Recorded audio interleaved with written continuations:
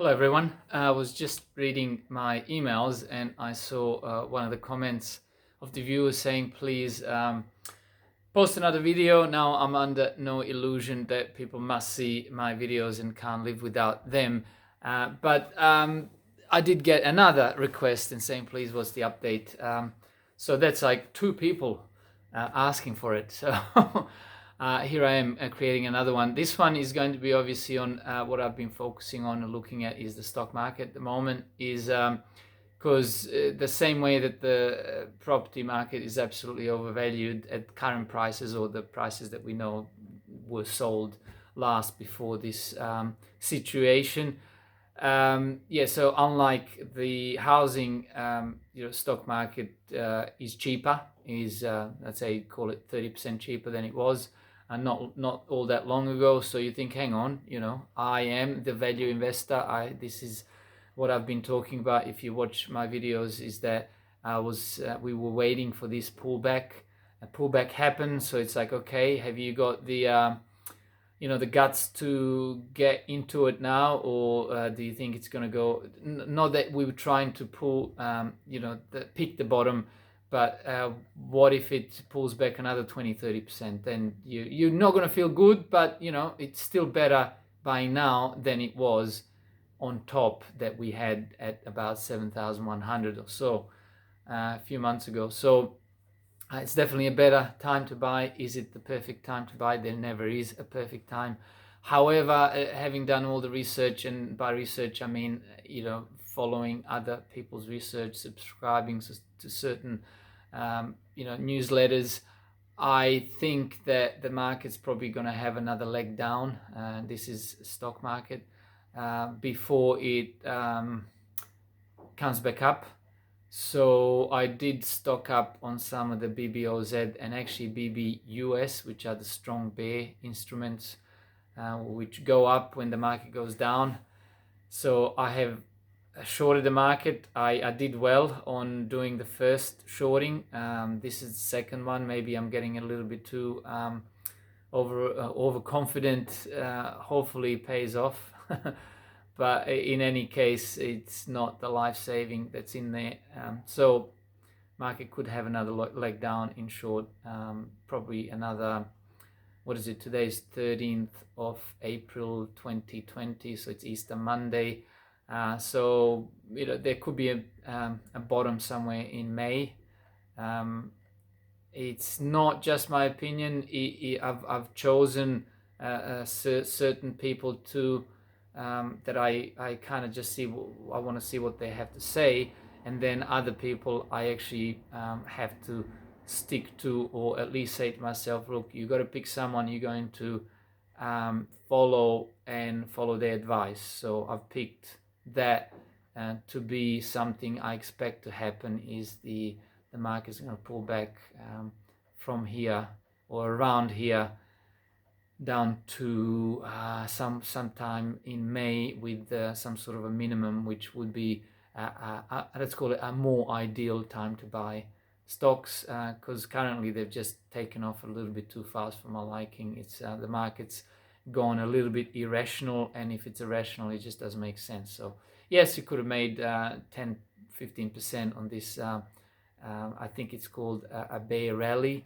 And yes, but patience is a virtue. So that's that. As far as the property market, I mean, this couldn't be the worst time to get into it. I've come across a certain term which I quite like with one of the channels called George something, I can't remember. It's the person's name, and that's the channel name. I just can't remember his surname. Where he talks about cyclical market and then a linear market. So cyclical market, something like Sydney and Melbourne, where they go up and down, and they've had the cycle up, so the next cycle has to be down, right? And what brought it up was the full employment, strong immigration, and most importantly, all the laundered money, in my opinion, that has come mostly from laundered. What is laundering money? Getting it out of one country semi-illegally or totally illegally into a different country. So that happened a lot from China. So This, so in my opinion, absolutely not the time to buy. I mean, what will happen when the markets kind of fully reopen, let's call it, because it's not fair to call this property market by the state of it as it is now, because the whole economy has been shut down because of the situation that we have.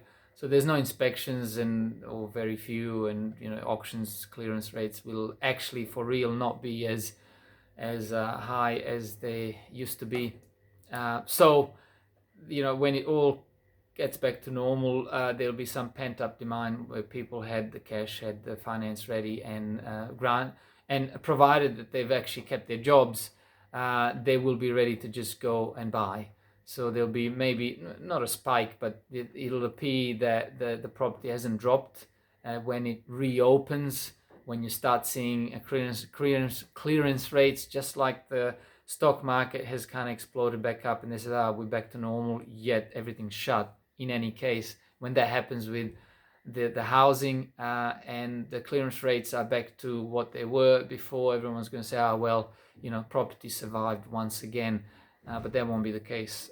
I really don't think that won't be the case. It'd be silly to be buying now unless you find a bargain, which I don't think you can. There are just not enough motivated buyers, let's call it, buyers who have to sell.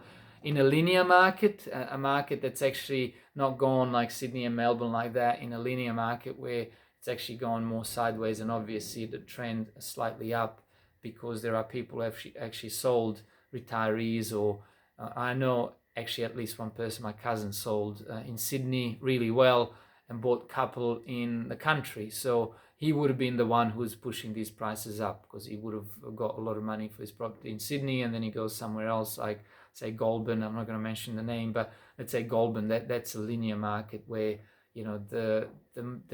let's call it Chinese money didn't really go that much, but the high tide of the cycle of Sydney and Melbourne, so the high tide brings all the boats up. So it would bring something like Goulburn up, yet there wasn't really an underlying reason for it, except that just a spillover from the Sydney and Melbourne markets. In Goulburn, for example, case, it's just the spillover from Sydney. So no, you wait. Absolutely wait. Digital Finance Analytics, Martin North has come out with his latest scenarios, which is probably the only thing I watch. No disrespect, but I find the most value out of that.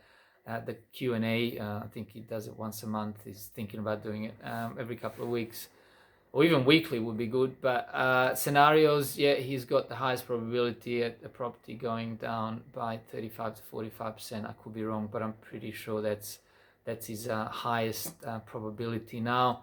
And that doesn't mean it will happen, but now the scales finally tipped in complete favor of it not going anywhere. I mean, everything's shut. I mean, how is anyone making money? I mean, I'm lucky enough that I still have my job. I have to work from home. They've actually shut the office down. If I want to go and get something from my drawer, I can't.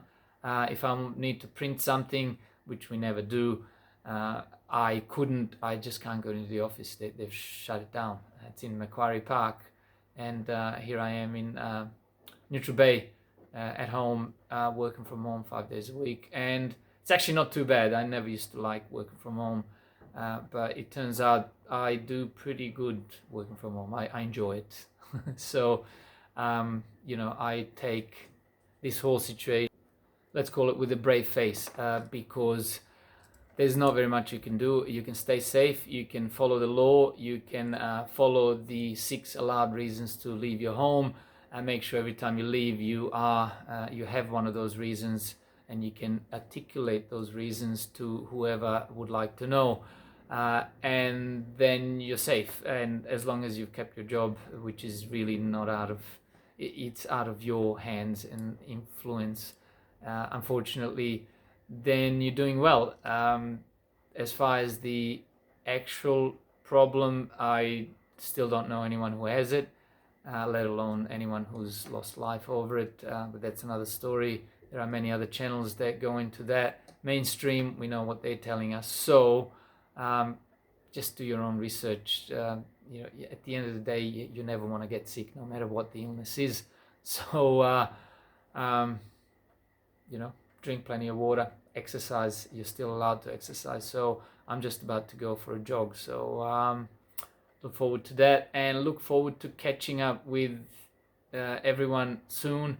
As soon as I have something new, I'll create at least a quicker video than 10 plus minutes and give you my update. Until then, take care. Speak soon. Bye for now.